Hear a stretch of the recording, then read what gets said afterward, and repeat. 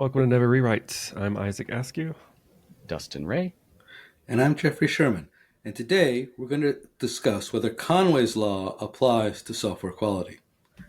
So Conway's law, for those who aren't familiar, it's a theorem more than a law where the idea is that a company's structure will mirror how it communicates. And so if you've got siloed communications, the company will end up with lots of silos and lots of redundancy. And if you've got lots of broad cross-talking, then you'll get a different structure. And what we're going to discuss today is, does your company's code quality also reflect your company's culture or structure, basically? Is unmaintainable code a sign that you've got a toxic company? I would say probably yes. Why, yes. Yeah.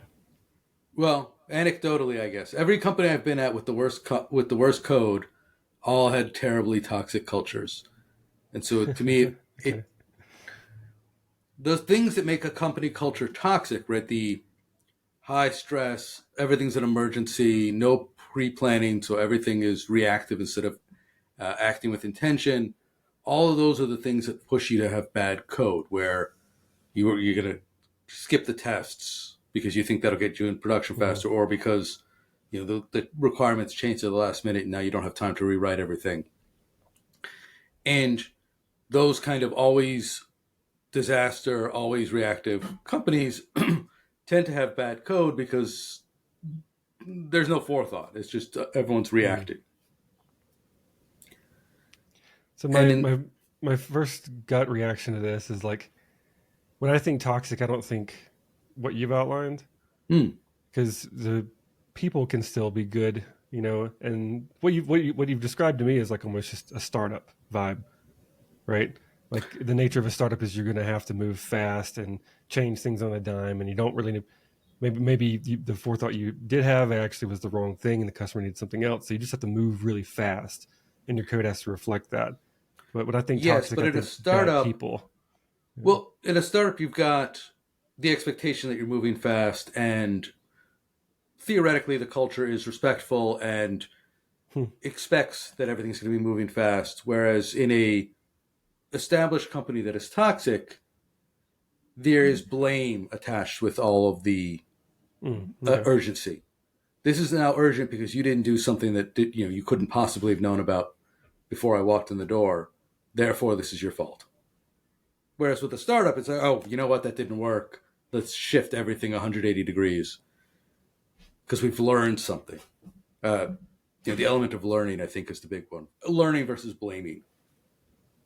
Yeah, I like what you were saying too about, and we've used this framing in the podcast before about, like, let's assume everybody is well intentioned and wants to do a good job, because I can definitely think of at least a few instances where I've been on teams where everybody wants to do a good job, everybody's a good person, everybody's a team player, but there is a sense of like, in a team where everybody is, I'll call it this way, almost like too nice and never pushes back on anything, there can be kind of like a yes man, yes person kind of culture where, a stakeholder may say, hey, we need this by June 30th or whatever, right? Or next month. And everyone just agrees to it without even really deciding or talking about what success looks like. But everyone's just hearing, we can do this thing by a certain date.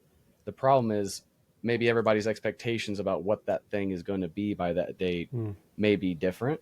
And I think Well, you can kind of get into a situation there with, if the communication between engineers or, whoever's the team on the project and the stakeholders, if there's no psychological safety to kind of push back and say, hey, this isn't realistic, then I think, yes, that proves the point that your code base will start to mirror your communication patterns, because since the communication's not happening, the code's kind of coming in, not exactly as expected.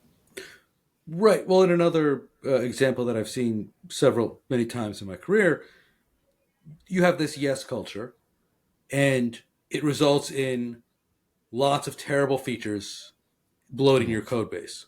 It's like, oh, can we make the code do this? Yes, we can, and they do it, and it's well written in these cases, but it's a useless feature. or it's a feature that's actively makes the system worse because now it's confusing, because now there's two options and it's not clear why you'd use either one or what the difference is.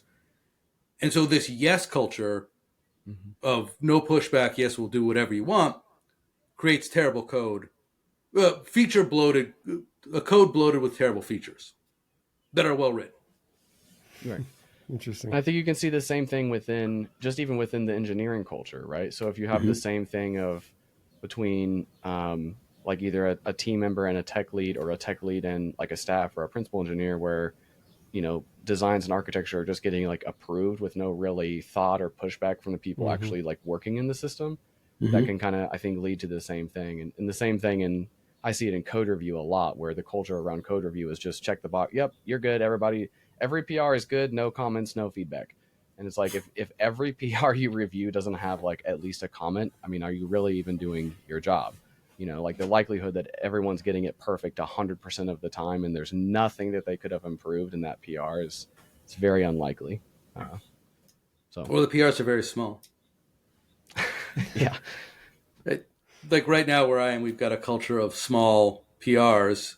And so I probably give comments less than half the time, because it's like, hey, I made this one specific change. It's like, yep, there's that one specific change that you said you were making. Right.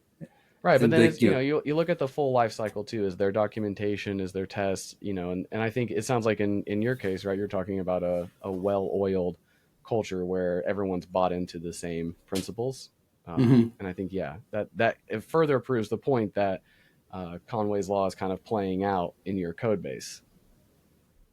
Right. Yes. We have people generally don't give a lot of comments because we have this culture of small MR. And not to say, I still put comments like at least a third of the time, and they're usually questions rather than like, are you sure that this is the way it's supposed to be?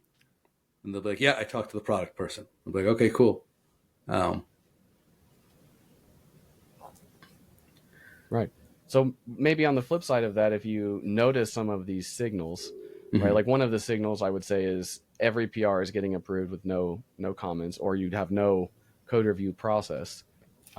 Maybe what are some other signals that could maybe either signal, in your case, Isa, you were talking about, how do I realize I'm in like my culture has become toxic? It doesn't mean that the people are toxic, but that the culture is no longer serving us. Got it. Yeah, the framing of essentially toxic positivity, the way Jeffrey outlining it, is not an angle I was really thinking about when I made the comment. So that's an interesting one too. Saying yes to everything, it not only has you build the wrong thing and add stress to people, but I think you end up just going in the wrong direction. You're doing a disservice to the company itself too, because you're wasting resources in the saying yes without actually understanding what you're saying yes to. So that's kind of interesting. Right, but that's probably part of the culture, is just saying yes to hero. Right. Yeah. Right. Yeah, you're touching on the hero problem, which is what I was going to bring up next. I think that's kind of like my most famous, or like the most famous kind of problem you see with this. And it sounds very sinister at first when you hear about the hero problem. You think, well, darn this hero taking away opportunities from their teammates to shine and all of this, but that's not exactly how it happens, right? Like it's really a management problem more than it is an individual contributor problem, because the manager has essentially set up expectations, to your point, Jeffrey, to come in and swoop in, be the hero, save the day. Now you get praise for that, which maybe we did need it in that case. But the real solution is, what could we have done to prevent you from needing to be a hero in the first place? Yeah. And I think that goes unsaid and like unpraised more often than swooping in and being the hero from time to time. Yeah, well, that brings up the flip side. Is since we seem to agree that Conway's law applies to your code stuff, your company's code space, right? Not only will your code reflect your company's structure, but the code quality will also reflect your company's culture. How do you... Well, let me ask two questions. First, if you're starting at a company, how do you recognize what it is before you're totally, subsumed in it and you cease to see it? And leads me to two is, how do you start changing it? Right. So how do you recognize you're drinking from the Kool-Aid before you start drinking from the Kool-Aid? Sounds like well, how do you recognize the flavor of the Kool-Aid before you're right. Because we're saying this is always true that the code base will always reflect the company's communication. And if you want to change it, you need to recognize what you're seeing before you just become immune to it. Not immune, but you just stop seeing the forest for the trees. Yeah, I think one, looking at their culture of code review and then feedback in general.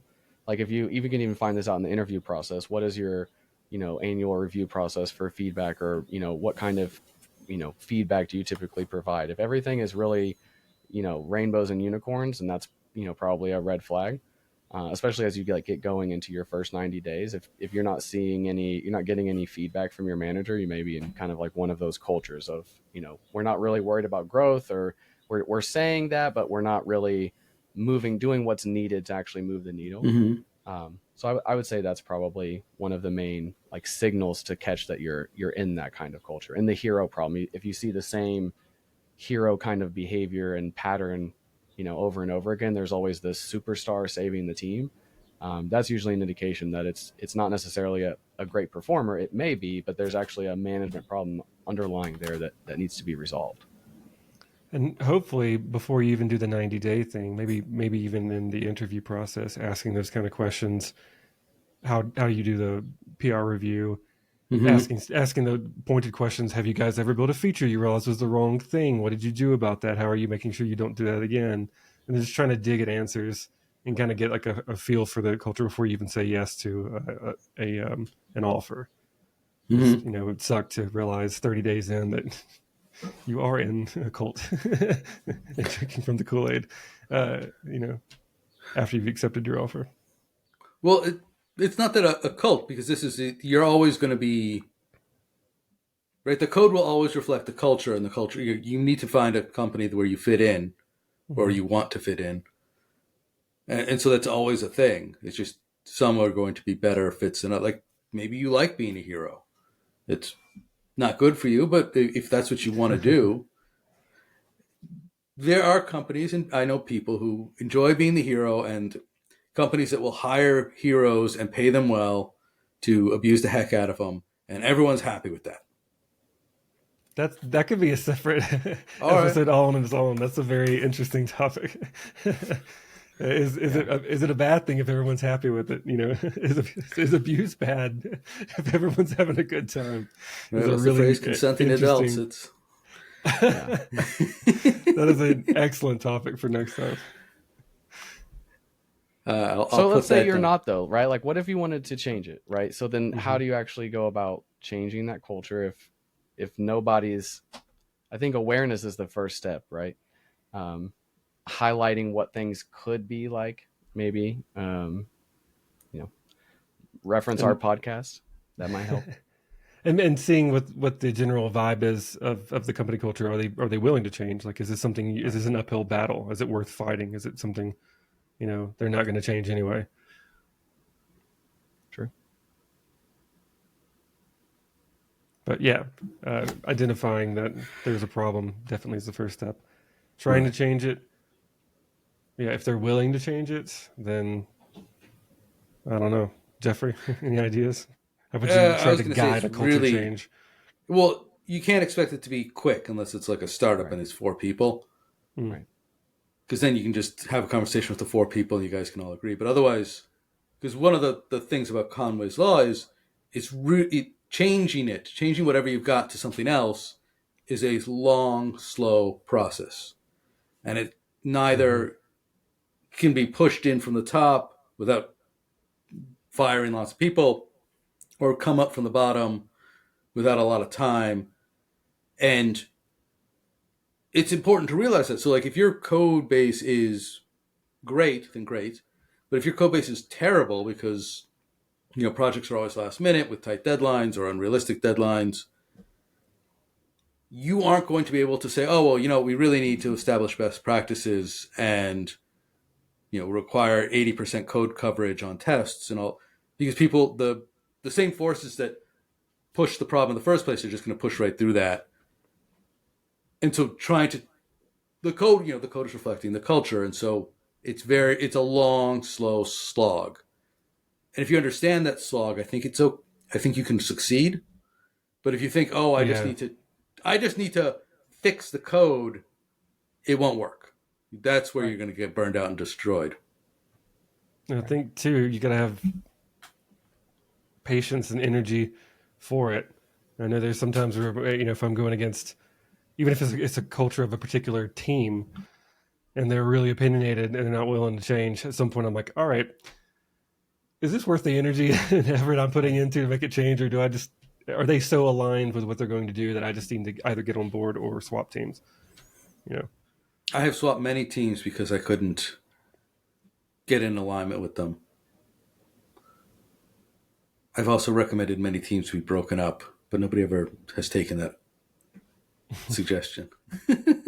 So I can't tell you how well that would work. Yeah, team dynamics is like another topic for another day we could probably hit. Yeah. Jeffrey's like, I will destroy this culture that I don't like by suggesting it be broken up. Yes, exactly right. I think, and yet no one ever takes me up on that offer.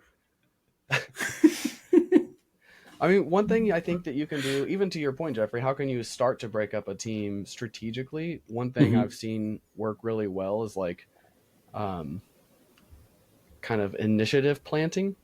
And I've seen this work in both agencies and in product companies. So if you have a team that's like really aligned, but it's almost toxic for the rest of the culture, like if you're in a team of teams situation, it's like this one team wants to do things their own way. They're highly productive, but they don't get along with every other team. They're not using the company systems, whatever. One thing I've seen be effective in kind of breaking that up is like a planted initiative, and that can be either each of those team members or some of the main team members get pulled off into like their own kind of initiatives, and then now they're kind of forced to like storm and norm again, right? And so like that, you kind of like break that up, and then even if they come back to their home team, it's different now. So it's like the culture has shifted. So like, I say initiatives, what I really mean is like special projects, right? So like that could be anything. That could be performance related. It could be, hey, we want to go try out this new technology, or this, this service over here has been neglected for so long. We're going to put a special ops team on it, hit it for 3 months, and then, you go. Dustin, that sounds perilously close to a rewrite project, which I'm sure you would never suggest. Not close to a rewrite. Not close to a rewrite. There's this neglected system over here. We're just going to put some people on it for 3 months. 3 months, Dustin. Just to bring it back, just to maintenance it. Maybe it has no tests. You're bringing up the code coverage, whatever, right? Like whatever the initiative is, that's the point, is to break that monotonous team up. Yeah, I see what you're getting at, and I can see the distinction there too. It's just I'm just giving you. Yeah, I know. It's more of like a change of scenery for a team briefly to kind of like reset being stuck in this kind of cycle of whatever the culture was, or this kind of reinforced culture. Just kind of like, okay, let's shake things up. Let's pull you off for a bit and put you on some project to kind of refocus the lens, I think. Yeah. Right. And this is something that like a program manager can do, a VP of engineering, a direct, say if you're, to me, this screams, hey, I'm the director or VP of a company. I just came in. They've got all these problems. And I definitely see the culture. How do I start to shift the culture? And it's like, I think, putting in some special projects that kind of like shakes things up, change the scenery, change the teams around. And I think you can kind of, get there. Step by maybe step. It's a long process. Maybe some of those projects where people or developers have been complaining a long time about X, Y, and Z, and they've never gotten a chance to get around to it. And a new change of leadership is like a good opportunity to kind of be like, okay, well, I hear your concerns. Let's see what we can do here. That might be kind of a good fragmenting point. Awesome. Well, I think, should we leave it there? Yeah. All right. So in summary, yes, your code base also reflects, your code quality reflects Conway's law as well as your code base structure. And it's important to know what you're in for, or to understand what you're in for, so that you can act appropriately. And the only thing that we've really have seen that helps shift culture is to split up teams and move people around. But either way, it's always going to be a long, slow process. All right. Thank you all for listening. I'm Jeffrey Sherman. Dustin Ray. And I'm Isaac Askew, and this is Never Rewrite.